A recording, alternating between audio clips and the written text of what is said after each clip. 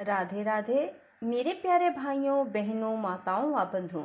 संस्कार की बातें चैनल में आपका स्वागत है। बंधुओं, आज शुक्रवार के दिन मैं आपको सुना रही हूँ माँ लक्ष्मी की कथा। जो मनुष्य भी शुक्रवार को माँ लक्ष्मी की इस कथा को सुनते हैं, माँ लक्ष्मी उनके घर में स्थायी वास करती हैं। बंधुओं, यदि आपने हमारे YouTube चैनल संस्कार की बातें अब तक सब्सक्राइब नहीं किया तो जरूर करें और बेल आइकन दबाना ना भूलें, ताकि आपको हमारी आने वाली सभी वीडियोस की जानकारी सबसे पहले हो सके। बंधुओं, वीडियो को पूरी सुने। सुनने के बाद कमेंट बॉक्स में जय माँ लक्ष्मी लिखना ना भूलें। बोलो लक्ष्मी माता की जय हो। श्री सूत जी कहते हैं, सब पातकों का नाश करने वाले जटा तीर्थ में स्नान करके विशुद्ध चित्त वाला पुरुष लक्ष्मी तीर्थ को जाए। जो जो कामना मन में रखकर मनुष्य लक्ष्मी तीर्थ में स्नान करता है, वह सब प्राप्त कर लेता है। लक्ष्मी तीर्थ बड़ा भारी दरिद्रता की शांति करने वाला, महान धन धान्य की समृद्धि देने वाला, बड़े बड़े दुखों का नाश करने वाला, महान वैभव को बढ़ाने वाला है। वह स्वर्ग और मोक्ष देने वाला, महान ऋण से छुटकारा दिलाने वाला, श्रेष्ठ पुत्र प्रदान करने वाला है। ब्राह्मणों, इस प्रकार यह लक्ष्मी तीर्थ का महात्म बतलाया गया है। इस तीर्थ में स्नान करने के बाद अग्नि तीर्थ को जाए। वह महापुण्य में और महापातकों का विनाशक है।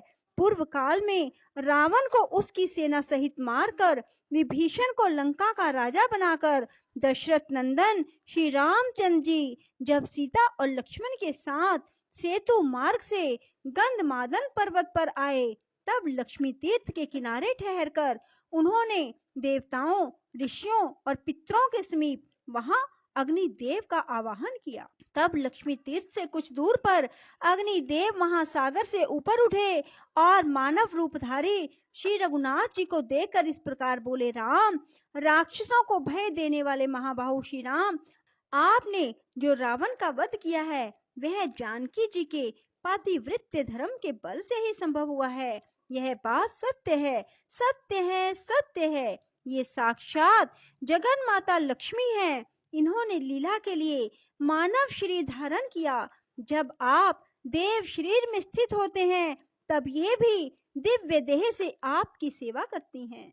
आपने मानव शरीर धारण किया है, इसलिए ये भी मानव कन्या के रूप में प्रकट हुई हैं। आप भगवान विष्णु के शरीर के अनुरूप ही ये भी शरीर धारण कर लेती हैं। जगत स्वामिन देवादि देव जनार्दन, आप जब जब अवतार धारण करते हैं, तब तब ये आपकी सहायिका होती हैं। जब आप भृगुनंदन परशुराम के रूप में अवतीर्ण हुए थे, तब ये धरनी नाम से प्रकट हुई थी।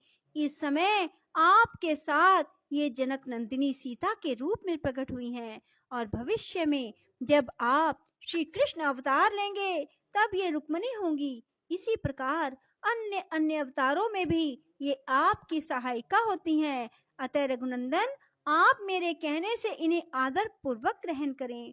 अग्नि का यह वचन सुनकर देवताओं और महर्षियों ने दशरथ नंदन श्री राम और जनक नंदिनी सीता की बार बार प्रशंसा की। श्री रामचंद्र जी ने अग्नि के साक्षी देने से परम निर्मल सती साध्वी सीता को ग्रहण किया।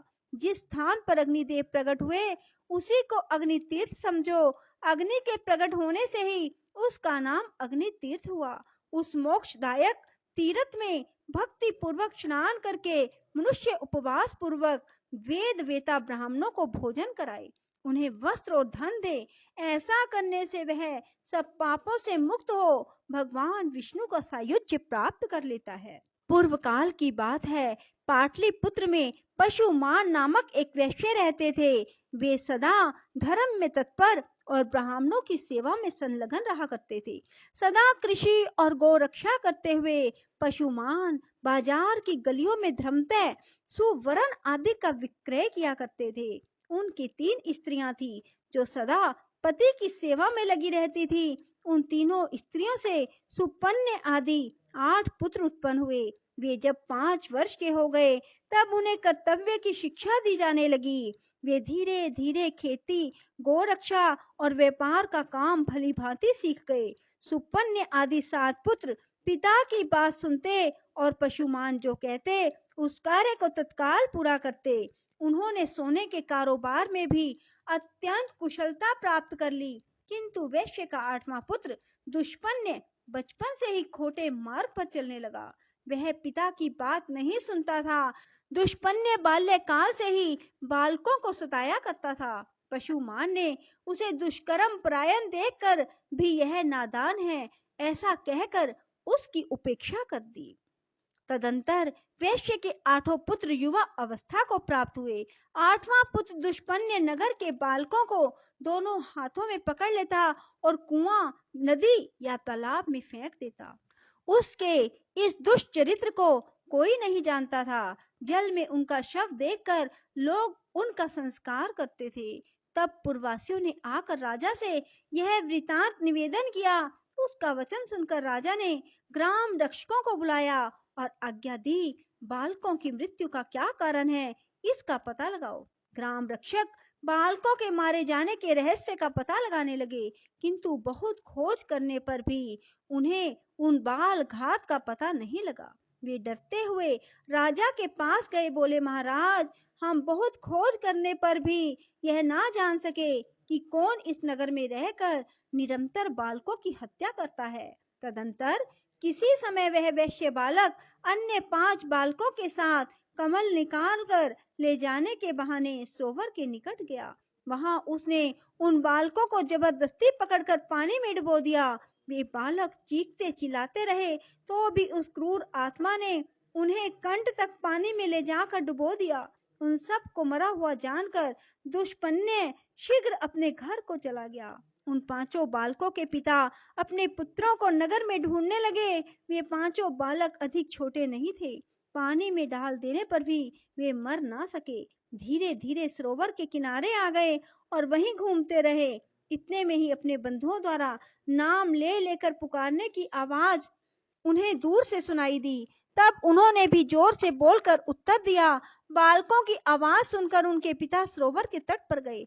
वहां उन्हें जीवित देखकर उन सबको बड़ा हर्ष हुआ। फिर पिता ने पूछा, तुम्हारी दशा क्यों हुई? तब बालकों ने दुष्पन्य के उस दुष्कर्म का वृतांत अपने बंधुओं को कह सुनाया। यह बात जाकर पूर्ववासियों ने राजा को इसकी सूचना दी। राजा ने पशुमान को बुलाकर कहा, पशुमान, यह नगर बहुत से बालकों से भरा पूरा रहा है, किंतु तुम्हारे दुरात्मा पुत्र ने इसे प्राय सूना कर दिया। अभी अभी इन बालकों को उसने जल में डुबो दिया था, परंतु दैव योग से जीवित निकल आए। बताओ इस समय क्या करना चाहिए? मैं तुम्ही से पूछता हूँ, क्योंकि तुम सदा धर्म में तत्पर रहते हो। राजा के ऐसा कहने पर धर्मज्ञ पशुमान ने कहा, राजन, जिसने सारे नगर को सूना कर दिया वह वध के योग्य है। इस विषय में कुछ पूछने की बात नहीं। यह अत्यंत पाप आत्मा मेरा पुत्र नहीं, शत्रु ही है, जिसने इस नगर को बालकों से खाली कर दिया। उस दुष्ट के उद्धार का मुझे कोई उपाय नहीं दिखाई देता।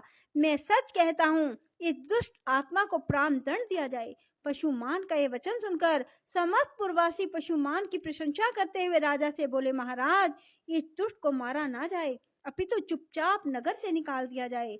तब राजा ने दुष्पुण्य को बुलाकर कहा, ओ दुष्ट आत्मन, तू शीघ्र हमारे राज्य से बाहर चला जा। यदि यहाँ रहेगा तो मैं तेरा वध कर डालूंगा। इस प्रकार डांट कर बताकर राजा ने दूतों द्वारा उसे नगर से निर्वासित कर दिया। तदंतर दुष्पुण्य भयभीत हो उस देश को छोड़कर मुनि मंडली से युक्त वन में चला गया। वहां जाकर भी उसने एक मुनि के बालक को जल में डुबो दिया। कुछ बालक खेलने के लिए गए हुए थे। उन्होंने उस बालक को मरा हुआ देख अत्यंत दुखी हो उसके पिता से यह समाचार कहा। तब उक्त शवा ने बालकों से अपने पुत्र के मारे जाने का समाचार सुनकर तप के प्रभाव से दुष्पुण्य के चरित्र को जान लिया और उसे शाप देते हुए कहा, अरे, तूने मेरे पुत्र को पानी में फेंक कर मार डाला है, इसलिए तेरी मृत्यु भी जल में ही डूबने से होगी। मरने के बाद तू दीर्घ काल तक पिशाच बना रहेगा। यह शाप सुनकर दुष्पुण्य को बड़ा दुख हुआ। वह उस वन को छोड़कर सिंह आदि क्रूर जंतुओं से युक्त दूसरे भयंकर वन में चला गया। वहां बड़े जोर की वर्षा और आंधी चलने लगी। दुष्पुण्य ने देखा एक मरे हुए हाथी का सूखा कंकाल पड़ा है। उस समय आंधी और प्रचंड वर्षा के कष्ट को ना सह सकने के कारण वह उस हाथी के पेट की गुफा में घुस गया। फिर बड़ी भारी वर्षा हुई। जल का महान प्रवाह हाथी के पेट में भी भर गया। हाथी का शव उस महाप्रवाह में बहते बहते समुद्र में चला गया। दुष्पुण्य उस जल में डूबकर क्षण भर में प्राणहीन हो गया। मृत्यु के बाद उसे पिशाच की योनि मिली। भूख प्यास से पीड़ित होकर वह भयानक रूपधारी पिशाच अनेक प्रकार के दुख सहता हुआ गहन वन में रहने लगा। एक वन से दूसरे वन में दौड़ता और कष्ट भोगता हुआ वह क्रमशः दंडक अरण्य में आया। वहां उसने उच्च स्वर से पुकार लगाई, हे तपस्वी महात्माओं, आप लोग बड़े कृपालु और सब प्राणियों के हित में तत्पर रहने वाले हैं। मैं दुख से अत्यंत पीड़ित हूँ, अतः मुझे अपनी दया दृष्टि से अनुग्रहित करें।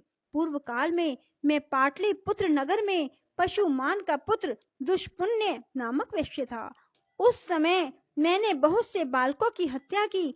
अब मैं पिशाच योनि को प्राप्त हुआ हूँ। भूख प्यास सहन करने की मुझ में शक्ति नहीं रह गई, अतः आप लोग कृपा करके मेरी रक्षा करें। तपोधनो, जिस प्रकार मैं पिशाच योनि से छूट जाऊं वैसा प्रयत्न करो। पिशाच का यह वचन सुनकर तपस्वी मुनियों ने महर्षि अगस्त्य जी से कहा, भगवान, इस पिशाच के उद्धार का कोई उपाय बताओ। तब अगस्त्य जी ने अपने प्रिय शिष्य सुतीक्ष्ण को बुलाकर कहा, वत्स सुतीक्ष्ण, तुम शीघ्र गंधमादन पर्वत पर चले जाओ। वहां सब पापों का नाश करने वाला महान अग्नि तीर्थ है। महामते, उस पिशाच के उद्धार के उद्देश्य से तुम उस तीर्थ में स्नान करो। अगस्त्य जी के ऐसा कहने पर सुतीक्ष्ण जी गंधमादन पर्वत पर चले गए और अग्नि तीर्थ में जाकर पिशाच के लिए स्नान का संकल्प करके वहां उन्होंने 3 दिन तक नियम पूर्वक स्नान किया।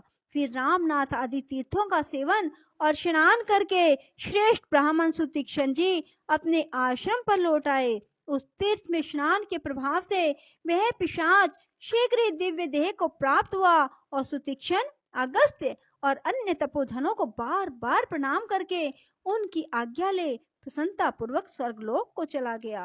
बोलो लक्ष्मी माता की जय हो। राधे राधे। जय श्री कृष्णा।